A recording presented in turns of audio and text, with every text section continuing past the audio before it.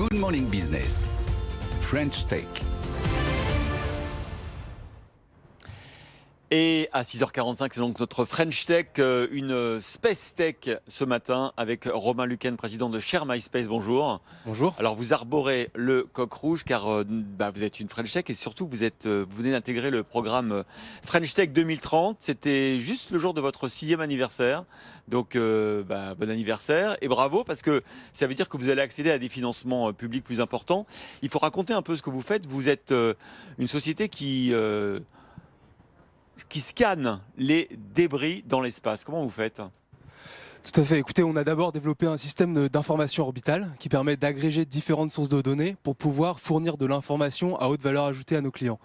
Et notamment les opérateurs de satellites. Notamment les opérateurs de satellites et les gouvernements. Et pour donner toute sa valeur à ce système d'information orbitale, on a développé une technologie optique qui permet effectivement de scanner le ciel en permanence et de détecter tous les objets qui traversent le ciel à partir donc d'un réseau de stations de surveillance optique. Il y a des gros débris, mais il y a aussi des tout petits débris d'une dizaine de centimètres, plus de 36 000 débris de plus de 10 centimètres encombrent actuellement l'espace. Vous arrivez à voir même les petits débris ? Tout à fait, on a vraiment designé notre système pour être capable de voir les plus petits débris. C'est vraiment notre marque de fabrique de voir ce qui est justement sous les radars, ce qui est invisible par les systèmes actuels de détection. Alors vous êtes évidemment une French Tech, mais vous allez ouvrir aussi une filiale à Austin, au Texas. Est-ce que c'est un peu l'homme dont on parle tous les jours ? Est-ce qu'Elon Musk est votre client ?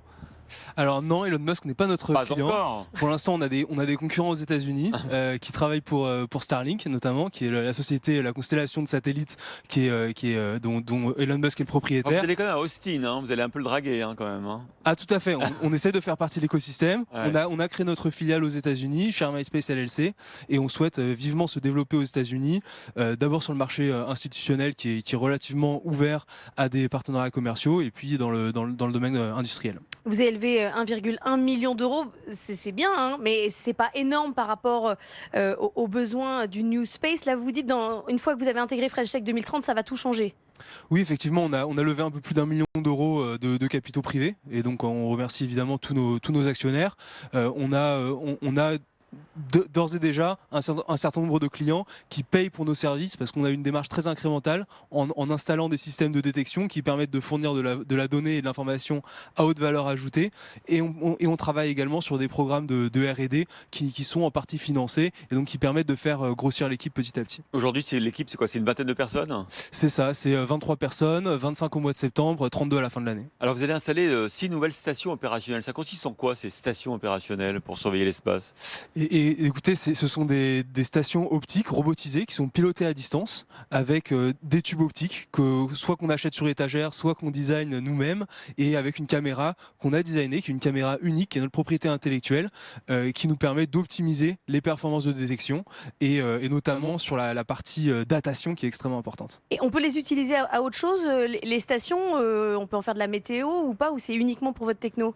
Alors, le système a été optimisé pour détecter les petits débris, donc on ne peut pas tout faire avec les mêmes stations. Ce sont des stations qui ressemblent à des stations d'astronomie, donc on peut aussi faire de très belles images du ciel profond, mais le but premier, c'est la surveillance de ce qui est proche. Mais alors à quoi ça sert ? Parce qu'une fois qu'on a identifié les débris, est-ce qu'on peut réorienter ces satellites ? Est-ce qu'on peut les dévier pour éviter... Ou aller les chercher, les débris ? Ouais, c'est quoi l'idée derrière ?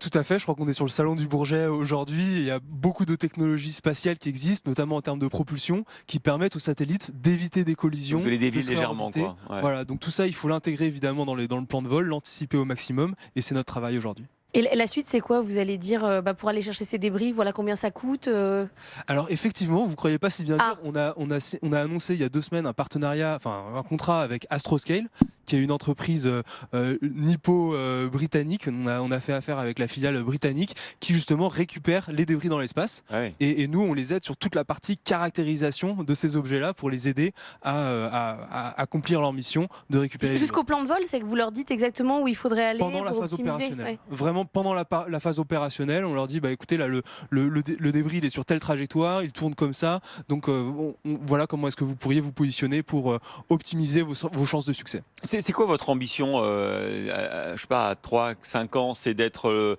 l'aiguilleur du ciel de l'espace ? Et ben, nous, on se voit comme le leader européen de la surveillance de l'espace et de la sécurité du trafic spatial.